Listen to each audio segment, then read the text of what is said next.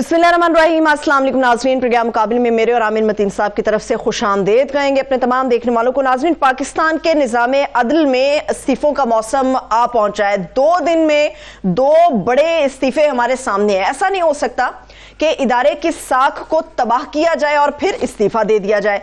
Chief justice काजी फाइज ईसा साहब ने साबिक जस्टिस मुज़ाहिर अली अकबर नकवी साहब को अदालती कार्रवाई के लिए नोटिस बाकायदा तौर पर भिजवा दिया। मुकम्मल तफसील इसकी आपके साथ शेयर करेंगे कि क्या इसके नताइज बरामद हो सकते हैं।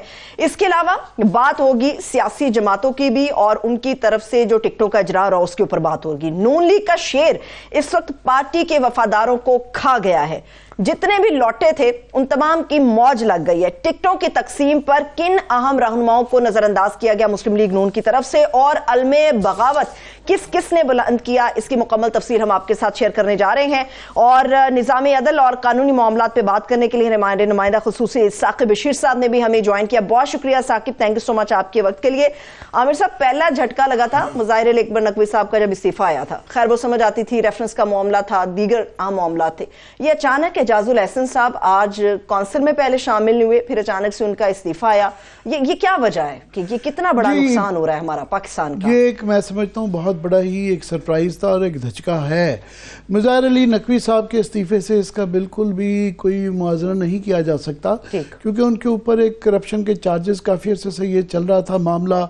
और अक्सर ये होता है और ये होना भी चाहिए कि कई दफ़ा इल्ज़ामात गलत भी होते हैं, मगर जज के ऊपर जब इल्ज़ाम लगता है तो वो अक्सर लोग रिज़ाइन कर भी देते हैं, क्योंकि पाकिस्तान में रिवाज नहीं है, इसको कॉन्टेस्ट किया जाता है और आखिरी मौके तक जब ये नज़र आता है तो उनका इस्तीफ़ा इससे पहले भी आ जा सकता था, तो उस वक्त लेट आया।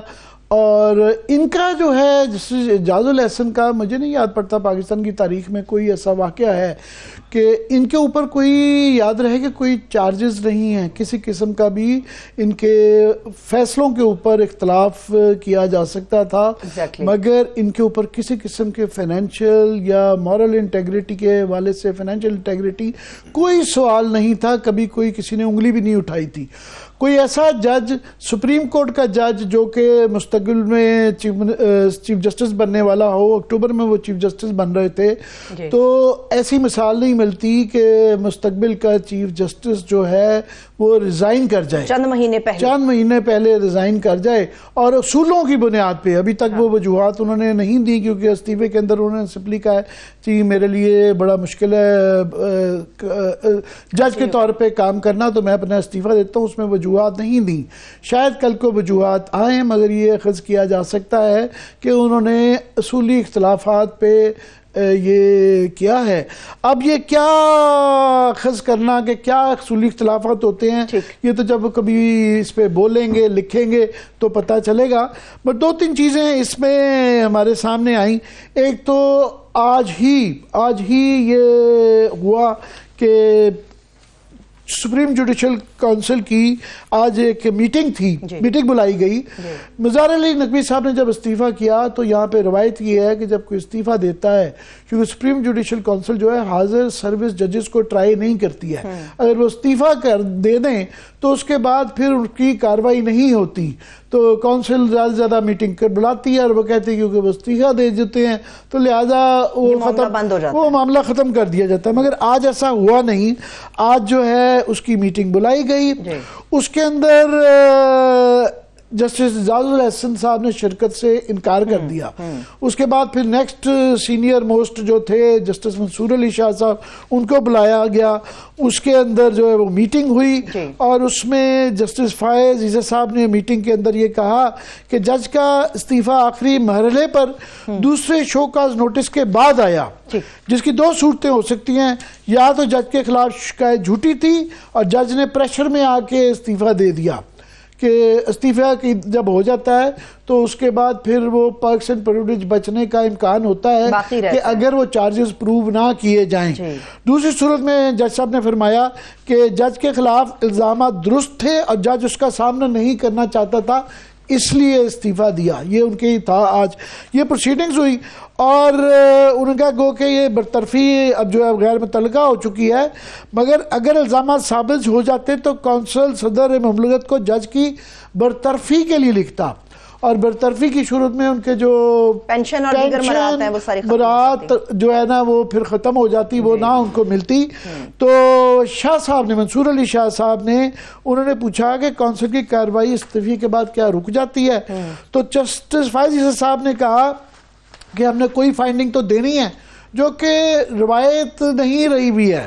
اگر کوئی جج سپریم کورٹ کی ساکھ تباہ کر کے استعفیٰ دے جائے تو کیا اس سے خطرہ ہمیں نہیں ہوگا کہ اپنی ساکھ کی سرجری کیسے کریں گے؟ اس بات پہ یہ درست ہے یا نہیں ہے؟ اس کا فائنڈنگ تو لازم ہے. یہ فائنڈنگ یہ جو ہے فائنڈنگ یہی ایک کویسچن تھا جس کے اوپر ہم نے کل اپنے پروگرام میں ثاقب بشیر صاحب نے اس کا ذکر بھی کیا تھا. ہم نے کل ہی مینشن کیا تھا کہ اس سے پہلے یہ ہو گیا تھا، جو آپ نے سوال کیا ہے کہ فائنڈنگز آنی چاہیے، تو اس کے متعلق انہوں نے اعجاز الاحسن صاحب نے 2 روز پہلے یہ خط لکھا تھا جو کہ میڈیا میں اس کو کوئی زیادہ ٹینشن نہیں، اس کی اس کا ذکر نہیں ہوا. اب اس کی اہمیت بڑھ گئی ہے خاص طور پہ اس کے تناظر میں. تو ثاقب سے پہلے پوچھ لیتے ہیں تناظر، باقی جو کچھ ہوگا تو میں اس کے کوٹس پڑھوں گا. ثاقب، آپ نے ہمارے پروگرام میں کل اس کا ذکر کیا تھا کہ پرسوں یہ خط لکھا گیا تھا. اس خط کے حوالے سے جو کہ اب سوچا جا سکتا ہے کہ یہ استعفیٰ جو آج آیا ہے اور آج وہ شرکت بھی نہیں کی، تو بظاہر علی نقوی کے جو تفتیش کے حوالے سے جو ان کو شکایات تھی جس کا خط کے اندر ذکر ہے وہ اگر بتا سکیں. جی بالکل، جو خط ہے وہ بہت اہمیت کا حامل ہے. جو 1-2 روز پہلے ہی جو جسٹس اعجاز الاحسن صاحب کی جانب سے سامنے آیا تھا، اور اس میں خاص طور پر جو کارروائی جسٹس مظاہر علی اکبر نقوی ان کے حوالے سے جاری ہے، اس کو ایک تو اختیارات سے تجاوز قرار دیا گیا تھا، اور یہ کہا گیا تھا کہ یہ جلدی میں کارروائی جو ہے وہ آگے بڑھائی جا رہی ہے. Proceedings are being conducted in undue haste to contrary established norms. Contrary to established norms. یہ بالکل جس طرح آپ نے کہہ رہے ہیں، میں ساتھ ساتھ پڑھتا جا رہا ہوں ایگزیکٹلی تاکہ ایگزیکٹ ورڈز رہیں. انہوں نے کہا یہ جو کارروائی ہو رہی ہے یہ بہت زیادہ جلدی میں کی جا رہی ہے اور یہ روایتوں کے خلاف ہے. پلیز جاری رکھیے گا. بالکل. اور اس کے علاوہ انہوں نے جو جائیدادیں ان کی تھیں یا پراپرٹی تھیں، جو الزامات تھے، ان الزامات کے حوالے سے بھی اسپیسیفکلی لکھا کہ جو کمپلیننٹ ہے اس نے سنی سنائی باتیں کی ہیں، اور ان سنی سنائی باتوں پر جج کو سنے بغیر اس کو جو ہے وہ شوکاز کرنا اور اس کے خلاف کارروائی آگے بڑھانا یہ جو ہے وہ درست نہیں ہے. اور انہوں نے بنیادی طور پر کونسل سے یہ اختلافی نوٹ لکھا تھا، اور اس پورے جو خط ہے، اس خط کا جو کرکس آپ یہ کہیں کہ جو جسٹس مظاہر علی اکبر نقوی کے خلاف کارروائی ہو رہی تھی اس کے خلاف تھے جسٹس اعجاز الاحسن، اور وہ یہ چاہ رہے تھے کہ یہ جو کارروائی اتنی ہیسٹ میں آگے چلائی جا رہی ہے اس کو روکیں اور قانون کے مطابق ان کو سنیں، ان کو ٹائم دیں، فیئر ٹرائل دیں، ڈیو پروسیس پورا کر کے جو ہے وہ کونسل جو ہے وہ آگے بڑھے. اور یہ خط جو ہے وہ میڈیا میں آیا، لیکن جو ہے وہ جس طرح آپ نے بتایا کہ اس طرح جو ہے وہ رپورٹ نہیں ہو سکا. یہ بھی وجوہات میں ایک وجہ جو ہے وہ شامل ہو سکتی ہے. ایک اور چیز میں ایڈ کر دوں کہ جو ملٹری کورٹس کی جو ججمنٹ آئی ہے، اس ججمنٹ کے اس میں لکھا ہوا کیا ہے، اس پہ جانے کے بجائے ہم اس کے آنے کا ٹائمنگ جو ہے وہ بھی بڑی امپورٹنٹ ہے کہ کل جب ریزائن ہوا جیسے ہی تو اسی لمحے یہ ججمنٹ آ گئی، اور اس ججمنٹ میں دونوں ججز شامل تھے جو کل اور آج جنہوں نے ریزائن کیا ہے. تو یہ اس کی جو ہے وہ جسٹس منیر اختر نے جو آگے ملٹری کورٹس کا فیصلہ آیا تھا اس کی جو ڈیٹیلڈ ججمنٹ ہے وہ کل آئی. ساتھ میں اس خط میں جس کا آپ ابھی ذکر کر رہے ہیں میرے پاس یہ پڑھا ہے اور پروڈیوسر ساتھ میں یہ دکھا بھی رہے ہیں، اس کے اگر ہائی لائٹڈ بھی پورشن دکھ جاتے کہ اس میں انہوں نے جو کہا کہ یہ جو جوڈیشل کونسل کے اندر جو پروسیڈنگز ہوئی ہیں اس کے اندر ڈیبیٹ نہیں کی گئی آپس میں، جو کہ روایت کے خلاف ہے کہ ایک ممبر کو بھی اعتراض ہو تو اس کی تسلی تشفی بھی بڑی ضروری ہے. اصل اس کا جو کرکس تھا وہ انہوں نے جسٹس فائز عیسیٰ ورسز فیڈریشن، یہ جو فیڈریشن آف پاکستان جو ان کا کیس تھا جس انہوں نے خود سپریم کورٹ میں پلیڈ کیا، اسی کے ہی حوالے دیے ہوئے ہیں. اس فیصلے کے حوالے سے انہوں نے کہا جی اس کے اندر 2-3 چیزیں اسٹیبلشڈ ہوئی تھیں جو کہ اس کے اندر اپلائی نہیں کی جا رہی. ایک انہوں نے کہا جی اس کے اندر یہ اسٹیبلش ہوا تھا کہ جسٹس فائز عیسیٰ صاحب نے اس کیس میں یہ کہا تھا کہ یہ بچوں پہ، ان کے جسٹس مظاہر علی نقوی کے بچوں پہ، ایڈلٹ بچوں پہ یہ الزامات ہیں. انہوں نے جی فائز عیسیٰ کے کیس میں یہ اسٹیبلش ہوا تھا کہ جو بچے ایڈلٹ ہوتے ہیں ان کی ذمہ داری وہ ماں باپ کی نہیں ہوتی، یہ ان کی اپنی ہوتی ہے. दूसरा उसके अंदर जो उसी केस के हवाले से उन्होंने कहा जी, और भी जो 2-3 बातें उसके अंदर कही गई थी कि ये जो उनके ऊपर जो इल्ज़ामात हैं बज़ाहिर अली नकवी साहब पे, वो इल्ज़ामात ही हैं। ये ख़त के अंदर जस्टिस एजाज हसन ने लिखा हुआ है। और उन्होंने जो अपने ये जो चार्जेस उन पे हैं, इन रिटर्न्स को अपने इनकम टैक्स के अंदर ये फाइल किया गया है।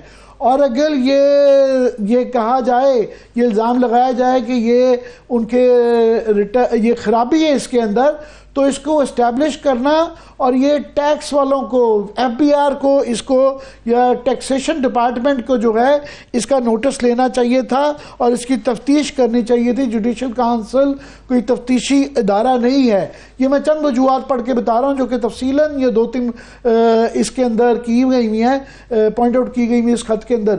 साकिब ये बताइए कि ये इसके मंदरजात पे तो आते हैं, मगर आपके ख्याल में ये इसकी कोई नज़ीर है? और इसका जो एक ऑन गोइंग एक और पहलू ये है कि जो तसलसल चल रहा था एक मुनकसम सुप्रीम कोर्ट के अंदर, तो ये मजीद अब बढ़ता है, क्या होता है इसका जरा पस मंजर के हवाले से भी बात। मैं यहाँ पे रोकूंगी, साकिब बशीर की तरफ चलते हैं, उनसे जवाब लेते हैं, मगर उससे पहले मैं अनाउंस कर दूं इस वक्त हमारे साथ माहिर कानून बैरिस्टर अहमद पंसोता साहब भी मौजूद है। बहुत शुक्रिया पंसोता साहब, थैंक्स सो मच आपके वक्त के लिए। जी साकिब बशीर। मैं साकिब 1 मिनट अगर आपकी इजाजत से मैं पंसोता साहब से वही सवाल रिपीट कर लेता हूँ कि पंसोता साहब, ये जो एजाजुल एहसन साहब की जो इस्तीफा आया है, ज़ाहिर नकवी साहब का तो फिर भी चल एक्सपेक्ट किया जा सकता था, क्योंकि ऐसे मौक़ों पे अक्सर जो है जब इल्ज़ाम किसी पे जज लगेगा ना भी साबित हो, तो कई मिसालें मौजूद हैं, नज़ीरें मौजूद हैं जहाँ कंट्रोवर्शियल होने के ऊपर जज हज़रात जो इस्तीफ़ा दे दिए जाते हैं, क्योंकि पाकिस्तान में उसका भी इतना रवाज नहीं रहा हुआ। मगर एजाजुल एहसन साहब का तो बहुत ही बड़ा सरप्राइज़ आया, क्या कहेंगे इस पर? जी बिल्कुल, मैं समझता हूँ कि ये एक ऐसा सरप्राइज है कि जिसको इन्वेस्टिगेट होना बहुत जरूरी है। जिस तरह मज़ाहिर नकवी साहब का जो इस्तीफा है, अगर आप उसको तफसील से देखिए तो उस इस्तीफे के अंदर तो चलो एक सुप्रीम जुडिशल काउंसिल जो है उसका बैकड्रॉप है, बट एजाजुल एहसन साहब का जो इस्तीफा है ये तो बिल्कुल मैं समझता हूँ एक सिंप्लिसिटर किस्म का एक इस्तीफा है। इसको इन्वेस्टिगेट होना बहुत जरूरी है। क्या ये किसी वजह से किया दिया गया है या उन्होंने एक्चुअली ये फील किया है कि वो इन सर्विसेज को कंटिन्यू नहीं कर सकते या वो सुप्रीम कोर्ट के जज अपनी बतौर सर्विसेज परफॉर्म नहीं कर सकते? मैं समझता हूं कि वो डेफिनेटली एक नजर आ रहा था कि he was definitely not happy with the way supreme court was proceeding. जिस तरह काजी फायद ईसा साहब सुप्रीम जुडिशल काउंसिल की कार्रवाई को भी चला रहे थे, मतलब आप आज की एग्जाम्पल ले लीजिए कि एक सुप्रीम कोर्ट की जजमेंट की मौजूदगी में वो कोशिश कर रहे थे कि प्रोसीड करें अगेंस्ट मज़ाहिर नकवी साहब। ये एक प्रेसिडेंट भी है, एक कन्वेंशन भी है कि जब वो रिजाइन कर दें और उसके बाद ये मामला नहीं होते, और लॉ भी है। अगर इस तरह की सिचुएशन में हो तो मे बी जस्टिस एजाज साहब ने फील किया कि he is aggrieved bye all of these actions, तो उसका बेस्ट तरीका एक ऑनरेबल एक डिग्निफाइड आदमी यही करता है कि वो इस्तीफा दे देता है। और अगर इसके अलावा कोई बात है तो उसको भी इन्वेस्टिगेट किया जाए, बट इसको इस तरह पब्लिक आई में छोड़ देना और उसके बाद इसके ऊपर हम तमाम लोग बैठ के क्या सराहियां करें, मैं समझता हूँ इन सब चीजों को it has to be put, it must be put to N and, और इसके ऊपर एक बड़ी जामे किस्म की तफ्तीश होनी जरूरी है। और बेशक काजी साहब खुद करवाएं, वरना उनका अपना इंस्टीट्यूशन एट स्टेक है and it is falling like a pack of cards. Pakistan का अल्टीमेट आर्बिटर है, पाकिस्तान के हर शहरी का जो अल्टीमेट इशू रिजॉल्व होना है वो यहाँ होना है। अगर वहीं लोग सेफ नहीं है और लोग इस्तीफे दे रहे हैं और वो फॉर वट एवर रीजन वहां से जा रहे हैं, तो आप खुद सोचिए कि एक आम शहरी का उसके ऊपर कितना जिसे कहते हैं एतमाद रह जाएगा। उस एतमाद को बहाल करने के लिए it is imperative that an independent investigation be carried out, वो चाहे सुप्रीम कोर्ट लेवल पर हो या किसी और लेवल पर हो, और उसको किया जाए। जितना पिछले 1-2 महीनों पर अटैक्स किए गए हैं ऑन एजाजुल एहसन साहब एंड अ फ्यू अदर जजेस, उसके ऊपर कोई जवाब नहीं आया, सुप्रीम कोर्ट की तरफ से कोई एक्शन नहीं लिया गया। उस सिचुएशन में अगर उन्होंने ये कोई इस्तीफा दिया है तो इसको उस एंगल से भी देखना चाहिए।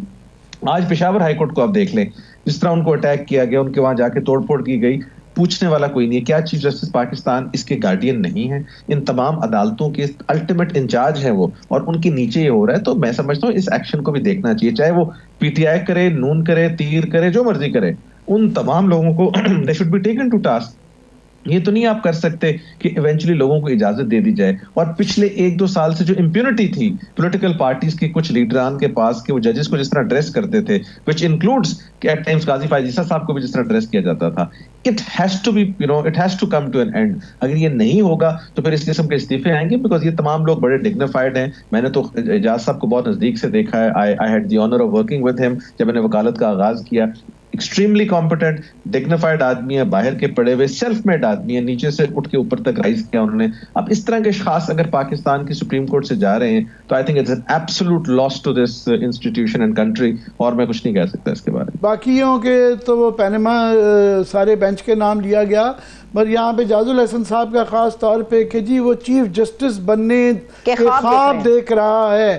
تو یہ کوئی وہ انکوائری کے اندر نکالے نہیں گئے یا کسی نے ان کو نہیں کیا, انہوں نے خود استعفیٰ دیا ہے. اور پرائما فسائے, کیونکہ ابھی تک ان کی طرف سے کوئی لکھ کے یا زبانی بیان وجوہات نہیں بتائی گئیں, تو ہم یہ اخذ کر رہے ہیں کہ یہ حال ہی دنوں میں 2-1 دنوں کے اندر جو ایک تو یہ ذکر کر چکے ہیں کہ جو خط انہوں نے 2-3 دن پہلے لکھا سپریم جوڈیشل کونسل کی کارروائی مظاہر علی نقوی صاحب کے حوالے سے کہ اس کے طریقہ کار میں, اور اس میں انہوں نے خاص طور پہ جو بار بار اس کا حوالہ دیا ہے وہ فائز عیسیٰ صاحب کے خلاف جو مقدمہ تھا اس کا, فائز عیسیٰ ورسز فیڈریشن آف پاکستان, اس کا حوالہ دیا ہے کہ اس کے اندر جو اصول اسٹیبلش کیے گئے تھے جس کی بنا پہ ان کو چھوڑ دیا گیا, اس کو یہاں پہ خود انہوں نے اپنایا نہیں. اور ایک اور اس کے اندر چیز میں کچھ ذکر کر چکا ہوں, ایک اور جو اس کے اندر پرسودہ صاحب ذکر کیا گیا, انہوں نے کہا کہ یہ جو الزام مظاہر نقوی صاحب پہ لگ رہا ہے اس کے بیک گراؤنڈ میں ان کی وہ ٹیپیں چل رہی ہیں, مبینہ ٹیپیں, اور کہ وہ اپروچیبل تھے. یہ لفظ خط میں استعمال کیا گیا کہ وہ اپروچیبل تھے. ان مبینہ میڈیو کے ذریعے یہ تاثر دینے کی کوشش کی, جبکہ یہ اسٹیبلشڈ ہے قانون کے اندر کہ کس صورت میں وہ اس طرح کا شواہد جو ہیں ایکسیپٹیبل ہوں گے. تو میں صاحب یہ پوچھنا چاہ رہا تھا, اس کے بعد آج کیونکہ سپریم جوڈیشل کونسل کی پھر ایک میٹنگ ہوئی, یہ خط آیا ہوا تھا, آج میٹنگ ہوئی جس کے اوپر انہوں نے شراکت نہیں کی, تو آج کی میٹنگ کا آپ سمجھتے ہیں کہ اس سے تعلق ہو سکتا تھا؟ بالکل جی, اس سے تعلق ہوگا. اس کی وجہ یہ ہے کہ جسٹس اعجاز الحسن صاحب کے اوپر ہم 100 اعتراضات کیے جا سکتے ہیں, ان کے فیصلوں سے اختلاف کیا جا سکتا ہے کچھ فیصلوں سے, لیکن ڈیو پروسیس سے انہوں نے کبھی بھی اپنے آپ کو مبرہ نہیں کیا. ڈیو پروسیس جو اس کو ہمیشہ انہوں نے فالو کیا ہے. اب سوال یہ کہ اگر وہ اپنی میٹنگ میں سپریم جوڈیشل کاؤنسل کی یہ سوال کر رہے ہیں کہ نمبر 1 اس کے طریقہ کار سے وہ اگری نہیں کرتے, نمبر 2 ایک سپریم کورٹ کی ججمنٹ موجود ہے جو کہ کہتی ہے کہ اگر کوئی جج استعفیٰ دے دے تو آپ اس کے خلاف پروسیڈ نہیں کر سکتے, اس کی موجودگی میں ان کو پروسیڈ نہیں کرنا چاہیے.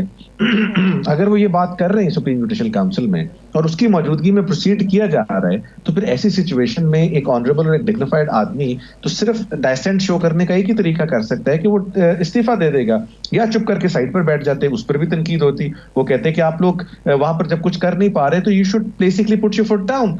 ایکچولی تو انہوں نے ہی پٹ ہز فٹ ڈاؤن. دیکھیں, ایک لائر کے لیے معراج ہوتی ہے چیف جسٹس پاکستان بننا اگر وہ جوڈیشری آپٹ کرتا ہے. جوڈیشری میں ان کی لاسٹ یہ منزل تھی جس کو انہوں نے چھوڑ کر اگر استعفیٰ دیا ہے تو اس کے پیچھے بہت کوئی کمپیلنگ ریزنز ہوں گے. ان کمپیلنگ ریزنز کو دیکھنا بہت ضروری ہے, اور میں بار بار کہہ رہا ہوں کہ آئی ول گیو ہم the benefit of the doubt کہ میں یہ سمجھتا ہوں کہ انہوں نے ان چیزوں پہ دیے ہوں گے. اگر خدا نہ خواستہ کوئی اور بات ہے اس کو بھی سامنے لائیں, but this should not be left like this. وہ ایک بہت آنریبل آدمی ہے, انہوں نے اگر ایسی سچویشن پہ, اور یہ صرف یہاں پر بات نہیں ہے, پچھلے کچھ دنوں میں جو لیٹر بازی ہوئی ہے, جو ایک دوسرے کو خطوط لکھے گئے ہیں, جو سپریم کورٹ کے اندر ایک رواج بن گیا ہے کہ جی میں نے نہیں بیٹھنا, میں نے اس بینچ پہ نہیں بیٹھنا, میری مرضی میں یہ نہ کروں, یہ ساری کی ساری چیزیں آج سے پہلے کبھی ہوا ہی نہیں کرتی تھی. This was not even a choice for any particular جج کہ وہ بیٹھنا چاہتے ہیں کہ نہیں بیٹھنا چاہتے. یہ چیف جسٹس صاحب کی کال ہوتی تھی. ٹھیک ہے, آپ نے اس کو ریشنلائز کیا, تو ریشنلائز کر کے بھی اگر آپ کے اس کمیٹی کے ایک جج صاحب اعتراض کر رہے ہیں تو ان کے اعتراضات کو ویلیو تو کیجیے. وہ بار بار بارہا لکھ کر کہہ رہے ہیں کہ جی ایسی بات نہیں ہو رہی, اور آپ آگے سے ان کے خط کا جواب دے رہے ہیں. تو میں دونوں سائڈز پر اس وقت کسی کو غلط کہے بغیر, بیکاز سپریم کورٹ کے اوپر میں تو اس طرح کی ڈسکشن کرنا بھی سمجھتا ہوں کہ مناسب نہیں, لیکن اگر ہو رہی ہے تو اٹ مسٹ بی انویسٹیگیٹڈ. ورنہ کیا ہوگا, آج فار دیٹ مومنٹری گینز کے لیے یا مومنٹریلی ہمیں لگے کہ شاید سپریم کورٹ کی وہ ایک مائٹ جو ہے اسٹیبلش ہو جائے, بٹ ایسے نہیں ہوگا. ان دا لانگ رن یہ ایروڈ ہوگی. سپریم کورٹ آف پاکستان نے لائرز موومنٹ کے بعد بڑی مشکل سے اپنی ساکھ واپس لی تھی, نہیں تو پاکستان میں ماضی ان کا کوئی اتنا اچھا نہیں ہے. ہر غلط فیصلہ, ہر عامر کو جسٹیفائی کرنا, اسٹارٹنگ فرام پرویز مشرف اور کہاں ہم جاتے ہیں. اگر اللہ تعالیٰ نے آج وہ ان کی ساکھ بحال کی تھی تو یہ دوبارہ اس ٹائم پر پرابلم آ رہا ہے. اور اس وقت we have got very competent ججز, اور ان ججز میں بھی اگر ہوتے ہوئے بھی اگر ہم سپریم کورٹ سے بینیفٹ نہیں کر سکتے تو دین آئی بلیو یہ پھر ہماری بدقسمتی ہے جی, اور اس میں ہم سب رسپانسبل ہیں. سپریم کورٹ خود بھی شاید کسی اسٹیج پر رسپانسبل پائی جائے گی. جی منظور صاحب, کوئکلی مجھے کوئی یاد نہیں پڑتا کہ اس طرح کی مثال ملتی ہے پاکستان کی جوڈیشل ہسٹری کے اندر کہ کوئی جج جو کہ چیف جسٹس بننا چاہ رہے ہوں اور بننے والے ہوں, 7-8 ماہ میں وہ جج چیف جسٹس بننے جا رہے تھے, اس سے پہلے وہ ریزائن کر کے چلے گئے. یہاں تو ہمارے یہاں ماضی رہا ہے کہ جسٹس یعقوب کی ایکسٹینشن کے لیے آئینی ترمیم کی گئی, پھر بے تحاشا عامر ہیں ان کے حق میں بے تحاشا ججز نے فیصلے دے دیے کیونکہ وہ چیف جسٹس بننا چاہ رہے تھے یا چیف جسٹس نہ بنائے جانے میں غصے میں کئی لوگوں نے بھٹو کی پھانسی کے حوالے سے کئی ایسے فیصلے دیے. تو اس کی کوئی مثال آپ کو یاد پڑتی ہے؟ میری نظر میں سر جی ایسی کوئی مثال نہیں ہے, اور یہ I think it's first of its kind. اور ہسٹوریکلی آپ مارک مائی ورڈز, آج سے کچھ سال بعد میں بھی 5-10 سال بعد آپ دیکھیں گے کہ اس استعفے سے ان کی قد کاٹ بڑھے گی, ان کی عزت بڑھے گی, کم نہیں ہوگی.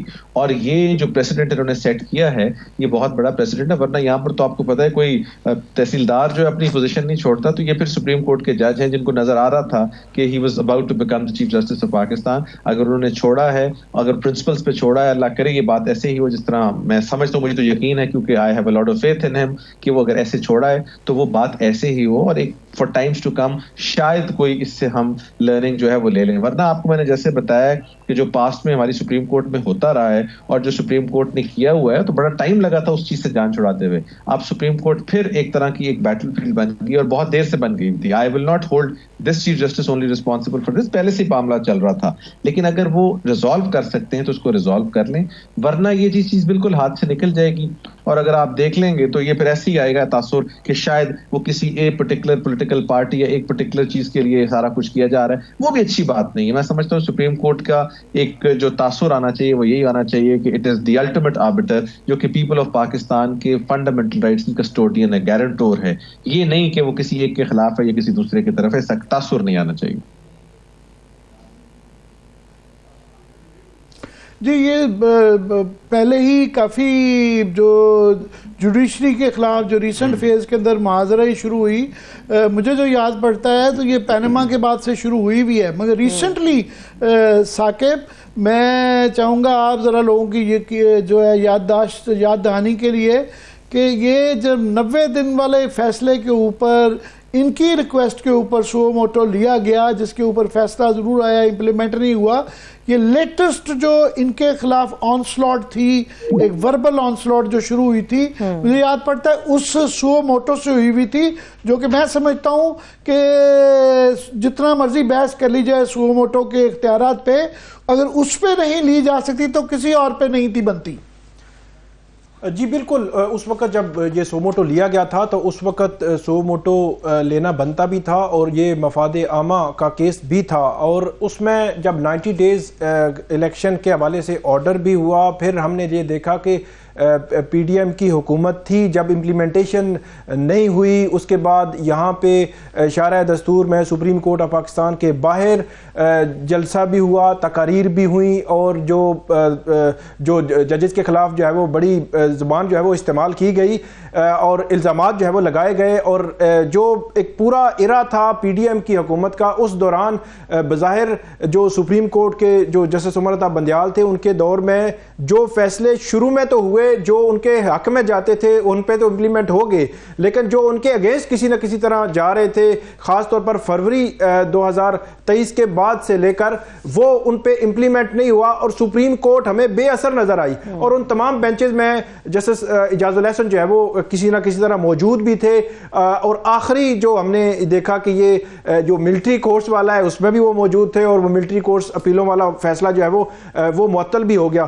اس کا ایک اور اینگل عامر صاحب میں ضرور یہاں پہ بات کرنا چاہوں گا کہ ایک جو فیوچر کے چیف جسٹس ہیں یہ ایک سمجھ نہیں آ رہی بات کی کہ کیوں ان کو 2 4 6 روز میں یا 1 ماہ میں یا دو ماہ میں اگر جسٹس قاضی فائز عیسیٰ آئے ہیں ان کے ساتھ اختلافات بھی ہو سکتے ہیں, بہت ساری چیزیں ہو سکتی ہیں کہ کون سے پوائنٹس تھے جنہوں نے مجبور کر دیا ایک فیوچر کے چیف جسٹس کو کہ وہ گھر چلے جائیں ریزائن دے کر. یہ چیز سمجھ نہیں آ رہی, اور میرا یہ خیال ہے کہ اگر بہت ہی کوئی ایکسٹرا آرڈینری نہیں تھا تو ان کو فیس کرنا چاہیے تھا. اگر کچھ چیزیں تھیں بھی تو فیس کرتے, گراؤنڈ پہ ہی رہتے. گراؤنڈ سے نکلنا جو ہے میرا خیال ہے یہ کوئی حل بظاہر جو ہے وہ نظر نہیں آتا.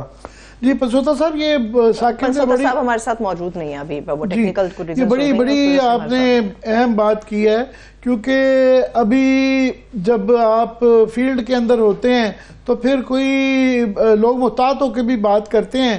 تو دونوں چیزیں ہیں میں سمجھتا ہوں ثاقب. ایک تو یہ ہے کہ آپ آزاد ہو جاتے ہیں کیونکہ بطور جج آپ کے ہاتھ بندھے ہوتے ہیں اور آپ کھل کے اس طرح کی اپنی ایکسپلینیشن نہیں دے پاتے ہیں انٹرنڈس کسی کو توہین عدالت میں بلائیں تو آپ کا میڈیا ٹرائل جو ان کا چلتا رہا ہے.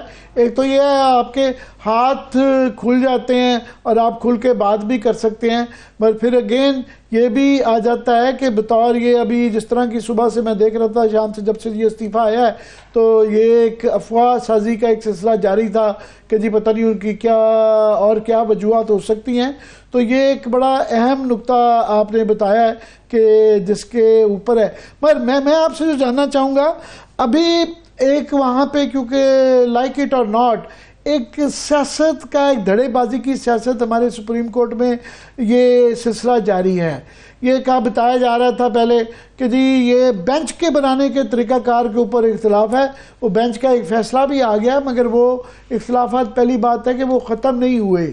یہ ریسنٹلی جو خاص طور پہ اعجاز الحسن صاحب کو جو ایک اس سے پہلے شکایت آئی تھی, خط انہوں نے جو لکھا تھا اس کا اگر بیک گراؤنڈ بتایا جائیں وہ ملٹری کورٹ کے بینچ کے حوالے سے تھا. انہوں نے کہا جی مجھ سے کنسلٹ نہیں کیا گیا, تو وہ بھی جو ایک اختلاف بیک گراؤنڈ چل رہا تھا. جی بالکل, ملٹری کورٹس والا جو بینچ تھا انہوں نے ایک جو خط لکھا تھا, جب یہ بینچ بن گیا تو انہوں نے خط لکھا تھا کہ جو کمیٹی میں ڈیسائیڈ ہوا تھا کہ جو سینیئرٹی کی بنیاد پر 7 ممبر یہ بینچ جو ہے وہ بنے گا, اور انہوں نے کہا کہ وہ نہیں بنا, اس طرح نہیں بنا, اور مجھے بتایا بھی نہیں گیا کہ اب اس میں کوئی تبدیلی کر لی گئی ہے. اور رجسٹرار کو وہ لکھتے رہے کہ اس سے پوچھتے رہے تو رجسٹرار نے بھی کوئی اس حوالے سے کوئی چیز ایسی نہیں بنائی. ایک تو وہ ملٹری کورٹس والا بینچ تھا, اور دوسرا ابھی جو جسٹس مظاہر علی اکبر نقوی ان کی جو سماعت ہو رہی تھی, جو سپریم کورٹ سماعت کر رہی تھی, اس بینچ پہ بھی ان کا اختلاف تھا کہ وہ بینچ بھی وہ نہیں ہے کہ جو ہے وہ ڈیسائیڈ ہوا تھا. تو یہ بینچز کی تشکیل جو ہو رہی تھی کمیٹی میں, اس کے حوالے سے ان کی جو شکایات یا ان کا اعتراضات جو ہے وہ موجود تھے, جو ریکارڈ پہ بھی وہ لے کے آئے ہیں. یہ سارا ایک پورا ایک بیک گراؤنڈ ہے جو کل بھی ہم نے ڈسکس کیا تھا کہ اگرچہ وہ کمیٹی بن گئی ہے لیکن کمیٹی میں جس سائڈ کی جو ہے وہ میجورٹی ہوگی یقینی طور پہ وہی پرویل کرے گی, اور یہ وہی ہمیں جو ہے وہ کرتی نظر آ رہی ہے. آخری جو بینچ بنا تھا اس بینچ کے حوالے سے بھی انہوں نے بڑا کلیئر کہا کہ یہ تو کمیٹی کا فیصلہ تو نہیں ہے, یہ کہاں سے بینچ بنا ہے مجھے تو پتہ بھی نہیں ہے. صحیح ہے. میں چاہوں گی عامر صاحب کو میرا ایک سوال ہے مگر میں وہ آپ کے سامنے رکھنا چاہتی ہوں, آپ کا تجزیہ مجھے اس پہ چاہیے. ابھی جب جسٹس اعجاز الحسن صاحب کے حوالے سے, ان کے استعفے کے حوالے سے آپ بات کر رہے تھے, تو ایک کمپیریزن یہ بھی تو ڈرا کیا جا رہا ہے کہ جب جسٹس ابھی چیف جسٹس نہیں تھے قاضی فائز عیسیٰ صاحب, تو انہوں نے بھی میڈیا ٹرائل کو بھی فیس کیا تھا اور انہوں نے ہر اس الزام کو فیس کیا تھا جو ان کے کندھوں پہ ڈالا گیا تھا, مگر وہ سرخرو ہوئے, انہوں نے اس کو فیس کیا, دلیلیں دی, ثبوت دیے اور وہ سرخرو ہو گئے. تو کیا یہ مناسب نہیں, چند مہینے باقی رہ گئے, 8 سے 9 مہینے, وہ چیف جسٹس بھی بنتے اعجاز الحسن صاحب, اور جو الزامات ان پہ لگائے جا رہے تھے یا لگانے کے قریب تھے ان کا وہ سامنا کرتے اور وہ زیادہ بہتر طریقے سے سرخرو ہو کر نکلتے. یہ اصل میں کیونکہ انہوں نے اپنی وجوہات نہیں دی, تو یہ ثاقب جو ابھی یہی کہہ رہے تھے کہ یہ بڑی اہم بات ہے کہ اب یہ جو میڈیا ٹرائل ہو گیا ہے تو ہو سکتا ہے کہ وہ اس کی تفصیلاً کوئی صدر کو یا پبلک کے لیے کوئی خط لکھیں جس کے اندر وہ یہ اپنی وجوہات بتا سکیں, تو پھر اس کے اوپر بات ہو سکتی ہے. ورنہ بھی وہ پھر ٹوٹلی اسپیکولیشن کے زمرے میں آ جاتا ہے کہ جی کیا وجوہات ہیں, پہلے ہی سارا دن یہ شام سے اسپیکولیشن چل رہی ہے. تو میں نہیں چاہوں گا کہ اس کے اوپر کروں, مگر ہم نے وہ چیزیں جو منظر پہ آئی تھیں, یہ خط آیا تھا آج میں ان کا جوڈیشل کونسل پہ شامل نہ ہونا, تو یہ ایک معاملہ ہے. پر میں چاہوں گا کہ کوئکلی اس پہ ثاقب سے میں یہ کروں گا ابھی تھوڑا سا ٹاپک چینج کرتے ہوئے کہ بلے کا نشان جو ہے اس کے اوپر ابھی بھی مسئلہ چل رہا ہے کہ ایک تو پی ٹی آئی چلی گئی ہے پشاور میں اور وہ الیکشن کمیشن چلا گیا سپریم کورٹ میں. یہ بلے کا معاملہ کب ختم ہوگا؟ بلے کے معاملے پہ ایسے لگتا ہے الیکشن کمیشن نے بھی ٹھان لی ہے اور انہوں نے اس ملک کے بڑے سینئر وکیل ہیں مخدوم علی خان، ان کی خدمات حاصل کی ہیں اور وہ کل صبح 9 بجے ان کو پیروی کریں گے الیکشن کمیشن کی جانب سے. اور میرا یہ خیال ہے کہ جو معاملہ ہے وہ اب سپریم کورٹ میں ہی کرے گا، کیونکہ کنٹیمپٹ کی پٹیشن ٹیک اپ ہوتے ہوتے سپریم کورٹ جو ہے وہ معاملہ اپیل جو ہے وہ سن رہی ہوگی اور بظاہر ایسے لگتا ہے کہ کل نوٹسز ہو کے کل ہی سن کے کل ہی فیصلہ ہو جائے گا. اب فیصلہ کیا ہوتا ہے یہ وہ سوال ہے کہ جس کا جواب جو ہے وہ آنا باقی ہے. لیکن مخدوم علی خان کو وکیل کرنے کا مخدوم مطلب علی خان صاحب جو ہیں بہت پائے کے وکیل ہیں اور بہت مہنگے وکیل بھی ہیں. تو جو پیسے ہمارے سے لیے گئے تھے ٹیکس پیئرز منی کہ وہ انتخابات کرانے کے لیے فی الحال اس کا ایک بہت بڑا چنک جو ہے بڑے بڑے مہنگے وکیلوں پہ خرچ کیا جا رہا ہے. یہ بھی ایک بہت سوال ہے. کوئکلی پشاور کے اندر جو آج کنٹیمپٹ کی صورتحال وہاں پہ ہوئی جو مار کٹائی کی گئی جو ہے وہ ابھی اس کا کیا فیصلہ ہو گیا ہے؟ ان کی معافی ایمل ولی خان صاحب کی ایکسیپٹ کر لی گئی ہے یا ابھی اس کے اوپر فیصلہ دینا ہے؟ کیونکہ انہوں نے بڑی مکسڈ سا اپنا کہا ہے، معافی مانگی بھی ہے نہیں بھی مانگی ہے کہ یہ ابھی بھی پی ٹی آئی کا ہائی کورٹ ہے یہ وہ. تو وہ کیا ایکسیپٹ ہو گئی ہے ان کی معافی کہ نہیں ہوئی؟ اصل میں جو پروسیڈنگز میں اور جو کورٹ کے سامنے ان کے الفاظ تھے وہ مختلف تھے کہ تھوڑا سا ان کا بھی لینٹ ویوز تھا. کورٹ نے بھی پھر تھوڑا سا کچھ چیزیں جو ہے وہ اگنور کی. کافی بار بانک کے باہر مکر گئے تھے. جی اسی طرح کی کوئی سچویشن اسی طرح کی بنی ہے. اندر پھر کورٹ نے کہا کہ ٹھیک ہے یہ مطلب اس کو تقریباً کیس کو جب نمٹا دیا ان کی حد تک، لیکن باہر آ کے انہوں نے پھر کہا اندر جو خان نظر آ رہا تھا باہر والا وہ خان نہیں تھا. یہ کہہ رہے ہیں. میں بریک کی طرف جاؤں گی. بہت شکریہ. ثاقب بشیر ہمارے ساتھ موجود تھے. پنسوتا صاحب نے بھی اپنا وقت دیا. بہت شکریہ. مگر جو ایمل ولی خان کی آپ بات کر رہے ہیں عامر صاحب، میں تھوڑا سا کلیئر کر دوں اس بات کو. کورٹ روم میں 2 بار اور باہر 1 بار انہوں نے صرف معذرت کی ہے، اپنے بیان پہ انہوں نے معافی نہیں مانگی. ابھی ایک بریک لے لیتے ہیں. بریک سے ہم واپس آئیں گے تو آپ کے سامنے سچویشن رکھیں گے کہ لوٹے کس طرح سے موج کے اندر ہیں. Stay with us.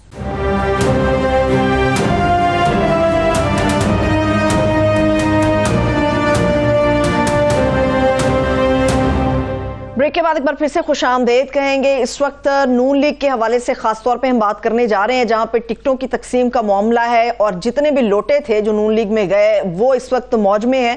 اس وقت ہمارے ساتھ دانیال عزیز صاحب موجود ہیں جو کبھی نون لیگ کا حصہ تھے مگر آج کل آزاد ہیں. آپ کو بھی سر ویلکم کرتے ہیں.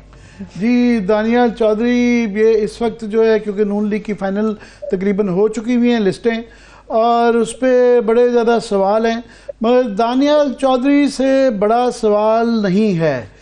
اس کی وجہ یہ ہے کہ یہاں پہ بڑی یہاں پہ جلسے ہوتے رہے لوٹوں کے خلاف. ایک لمبی ہے، بعد میں دکھا بھی دیں گے. مریم بی بی، نواز شریف صاحب جو لوٹوں کے حوالے سے باتیں کرتے رہے.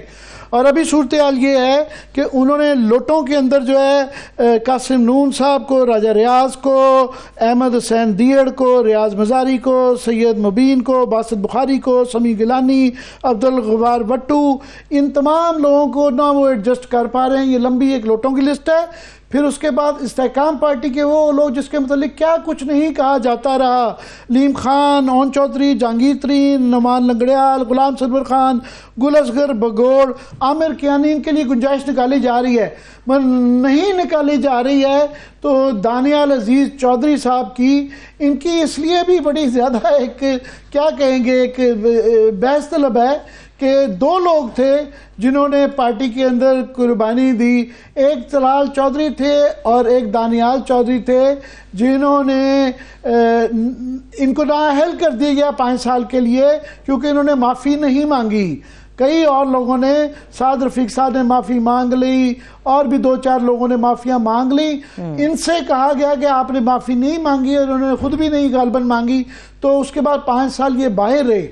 طلال چودھری سے ان کا دانیال کا کیس میں سمجھتا ہوں اس لیے مختلف ہے کہ ان کی سیٹ کے اوپر جو ہے پھر پی ٹی آئی جیت گئی تھی اور اس لوٹے کو اب ایڈجسٹ کیا گیا ہے نواب وزیر صاحب کو. یہاں پہ دانیال عزیز صاحب نے ان کی اہلیہ الیکشن لڑا تھا اور وہ 50,000 کے مارجن سے جیتی تھی. سو دانیال صاحب آپ کا خاص طور پہ کیا مسئلہ وہاں پہ ہوا کہ آپ کو ٹکٹ نہیں دی گئی؟ جی عامر صاحب، ایک تو جو میں نے ایک مہنگائی کے حوالے سے ایشو اجاگر کیا تھا وہ کچھ لوگوں پہ ناگزیر گزرا، اور دوسرا یہ ہے کہ کچھ پارٹی ممبرز کے جو ذاتی خاندان پرست خواہشیں تھیں وہ پوری نہیں ہو پا رہی تھی یہ پارٹی کی وائلیشن کیے بغیر. تو اس میں جو میں نے پراپر وے میں جس ایم پی اے کو انٹروڈیوس کرنا تھا پارٹی میں ان کو پریزیڈنٹ کے پاس لے کے گیا، ان سے ملاقات کروائی، سب کچھ ہوا. تو لیکن مجھے افسوس اس بات کا ہوتا ہے کہ ان دونوں چیزوں کو لوگ جڑواں کر رہے ہیں. یہ جڑواں نہیں ہے. اب تو ٹکٹوں کا فیصلہ ہو گیا ہے. میرا ابھی بھی بیانیہ جو ہے وہ مہنگائی کے خلاف ہے، اور میں آج بھی کہتا ہوں کہ پاکستان میں جو سب سے زہریلا زہر ہے کسی بھی سیاست کے لیے دنیا میں وہ مہنگائی ہے. اور کوئی بھی جماعت مہنگائی کے بارے میں بات کرنے کے لیے تیار نہیں ہے، چیچا کہ اس کا کوئی حل بتائے یا اس کا ذمہ دار جو ہے نشاندہی کرے.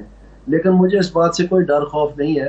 میں نے کھل کے بات کی، اور میری ناراضگی میری جماعت کے کچھ عہدیداروں سے یہ تھی کہ انہوں نے اپنا کام نہیں کیا، کیونکہ یہ مہنگائی کی ذمہ دار پی ڈی ایم کی گورنمنٹ نہیں تھی. اگر آپ اسٹیٹ بینک پاکستان میں قانون دیکھیں تو مہنگائی کنٹرول کرنا اسٹیٹ بینک کا کام ہے، اور ان کی مانیٹری پالیسی کمیٹی جو ہے ان کا اپنا فرمان ہے، ان کے اپنے ڈاکیومنٹس کے ذریعے کہ جب وہ پالیسی امپلیمنٹیشن کرتے ہیں تو اس کا 12 مہینے تک کا لیگ صاحب آپ پھر اگر یہ الزام لگا رہے ہیں اسٹیٹ بینک والا، تو اسٹیٹ بینک کے پاس جو اختیارات ہوتے ہیں اس کی ذمہ دار بہرحال گورنمنٹ ہی ہوتی ہے، جو پہلے کے قانون بھی بدل سکتی ہے، نیا قانون بھی بنا سکتی ہے. تو اگر یہ اختیارات اسٹیٹ بینک کے پاس تھے تو اب یہ نہیں کہہ سکتے پی ڈی ایم گورنمنٹ ذمہ دار نہیں تھی. پی ڈی ایم گورنمنٹ بالکل ذمہ دار تھی. میں آپ سے یہی عرض کر رہا ہوں کہ جب اسٹیٹ بینک خود یہ بات بتا رہی ہے، پرابلم یہ ہے کہ اسٹیٹ بینک ایکٹ میں جو ترمیم ہوئی 2 سال پہلے جس میں ان کو انڈیپینڈنٹ کیا گیا، اس وقت عمران خان صاحب کی حکومت جو ہے وہ خود اپنی کیبنٹ میٹنگز میں کہہ رہے تھے کہ اگر 6 ماہ کے اندر ہم نے اپنی کارکردگی بہتر نہ کی تو ہمیں دروازہ دکھا دیا جائے گا. یہ ان کا اپنا فرمان تھا اپنی کیبنٹ کے ساتھ. تو انہوں نے جب اکانومی بیٹھنے لگی، جب tax to G D P ratio جو انہوں نے بڑے دھوم دھام سے بتایا تھا کہ جب اوپر والا آدمی جو آنسٹ ہوتا ہے تو نیچے خود ہی لوگ ٹیکس دینا شروع ہو جاتے ہیں، تو وہ 12% سے آ کے 8.5% پہ گر گئی ان کے حکومت کے دوران، اور فورن ڈائریکٹ انویسٹمنٹ تباہ ہو گئی. جب انہوں نے یہ سارا کچھ دیکھا تو کووڈ آ گیا. وہ ان کے لیے ایک لائف لائن ثابت ہوا، کیونکہ دنیا نے پاکستان میں اربوں ڈالر بھیجے، اور ان اربوں ڈالر کو اسٹیٹ بینک نے بینکوں کے ذریعے پاکستان کے اشرفیہ میں مفت داموں بانٹ دیے، اور اس کی وجہ سے ایک منی سپلائی میں فلڈ آیا جو کہ ٹھیک 12 مہینے بعد نمودار ہوا. اور اس وقت اپریل تھا 2022 کا، اور 12% تھی جب عمران خان نکالے گئے تھے مہنگائی کی شرح سی پی آئی کی، اور مئی اور جون میں وہ 25% تک چلے گئی. آپ کے اس جو آرگومنٹ سے تو اختلاف نہیں کیا جا سکتا، یہ 16 مہینے، مگر اس میں تشریح کی آپ کا اور آپ کی پارٹی کا فرق رہا، کیونکہ وہ نہیں مانتے ہیں، وہ ایک ڈینائل میں ہیں. وہ کہتے ہیں جناب ہم نے کمال کر دیا اور ہم ایک باری فیئر شیئر کریں، اور اس کی ایکسپلینیشن دیے بغیر چاہ رہے ہیں. دانیال چودھری صاحب، یہ آپ کی گنجائش نہیں نکلی. آپ کا یہ نقطہ نظر ہے کہ کیونکہ آپ نے مہنگائی کے حوالے سے یہ سمجھانے کی کوشش کی تھی کہ آپ اس کو آن کریں اور اس کی ایکسپلینیشن دیں اور پن پوائنٹ کریں جن افراد نے کیا، جو کہ آپ کا اشارہ احسن اقبال، اس میں آپ نے کہا کہ ان کا کلیدی کردار تھا. مگر وہاں پہ اب یہ سچویشن بن گئی ہے کہ آپ کے حلقے میں پہلے بتایا جا رہا تھا وہ اپنے بیٹے کو آپ کے حلقے میں لا کے الیکشن لڑوانا چاہتے ہیں. اب غالباً صوبے میں آپ کے انڈر وہ صوبائی اسمبلی کا خود لڑنے آ گئے ہیں، ایسا ہی ہے؟ جی ایسا ہی ہے، کیونکہ ان کے بیٹے نے 1.5 ہفتہ چکر لگایا حلقے میں، اور ان کو کسی نے پذیرائی نہیں دی، کیونکہ وہ اس قابل ہی نہیں تھے کہ ان کو ایم پی اے بنایا جائے. تو انہوں نے کہا کہ میں الیکشن لڑتا ہوں اور اس کے بعد میں استعفیٰ دے کے تو پھر میرا بیٹا جو ہے یہاں پر بائی الیکشن لڑ کے آ جائے گا. تو پارٹی نے ان کو یہ بات سمجھانے کی کوشش کی کہ اگر آپ جیت بھی جاتے ہیں تو آپ ایک ہی سیٹ رکھ سکتے ہیں. تو اگر آپ کی جیت میں بھی پارٹی کی ہار ہونی ہے کہ ایک سیٹ ان کو پھر مائنس ہو جانی ہے، تو پھر یہ کس قسم کی حکمت عملی ہے آپ کی؟ لیکن وہ بضد تھے. انہوں نے کہا کہ ٹھیک ہے پھر میں جماعت چھوڑ دوں گا، میرے ساتھ زیادتی ہو رہی ہے، یہ ہو رہا ہے وہ. تو ضد کر کے انہوں نے پارٹی کو مجبور کر کے یہ سارا کچھ کروایا. یہ پارٹی کا بہت بڑا ان کے نقصان پاس ہے. کیا گدڑ سکی ہے کہ ان کی ضد کو پورا کر دیا گیا ہے. اور آپ کی ایک بڑی جائز ایک تھی، کیونکہ مجھے یاد پڑتا ہے کہ وہاں پہ اویس قاسم صاحب جو ہیں یہ ان کے پاس ووٹ تھے وہاں پہ جب نارووال کے میئر کے الیکشن تھے، ڈسٹرکٹ کونسل کے چیئرمین کے الیکشن تھے، تو یہ ان کی وجہ سے ان کے صاحبزادے کو بنایا گیا تھا. نواز شریف صاحب نے اس وقت ریکویسٹ کی تھی آپ سے کہ پلیز ان کو جتوا دیں. جی ایسا ہی ہے، میرے سے مانگ کے انہوں نے ڈسٹرکٹ کا چیئرمین بنایا تھا احمد اقبال صاحب کو، کیونکہ یہ ٹیکنوکریٹ سیٹ پہ الیکٹ ہوا تھا اور ان کے پاس آدھے کیا 1/4 حصہ بھی ووٹ نہیں تھے. اور وہ ثابت ہوا جب ایک یوتھ کا ممبر کو ٹکٹ دی گئی نون لیگ کی اور اس کو 27 ووٹ پڑے اور دوسروں کو 97 ووٹ پڑے جو آزاد تھا. تو اس وقت پھر انہوں نے جا کے میاں نواز شریف صاحب سے کہا، وہ پرائم منسٹر تھے، کہ جی دانیال سے بولیں خدا کے لیے میرے بیٹے کو بچا لیں، یہ ذبح ہو جانا ہے. تو پھر انہوں نے بلا کے مجھے کہا، تو ہم نے ان کو پھر ووٹ دے کے تو ضلع کا چیئرمین بنا دیا، جو کہ یہ نہیں بن سکتے تھے. جس طرح انہوں نے ضلع چلایا وہ بھی سب کے سامنے ہے. اب پھر سے وہی مسئلہ بنا ہوا ہے اور اسی حلقے میں واپس چلے گئے، کیونکہ وہ جو اصل حقدار تھا اس وقت، جس کو کہا بھی گیا تھا کہ آپ کاغذ داخل کروائیں اور الیکشن لڑیں، وہ اویس قاسم کا چھوٹا بھائی وقاص تھا. صحیح ٹھیک ہے، بہت شکریہ. دانیال عزیز صاحب ہمارے ساتھ موجود ہیں. عامر صاحب آپ کی اجازت سے اگر ہم بریک کی طرف چلتے ہیں، ابھی ایک چھوٹا سا بریک لیتے ہیں. بریک سے واپس آ کے اور بھی بہت اہم معلومات اس وقت سیاسی جماعتوں کے حوالے سے، ان کی امیدواروں کے حوالے سے ہمارے پاس موجود ہے، جو آپ کے ساتھ ہم شیئر کرنے والے ہیں. Stay with us.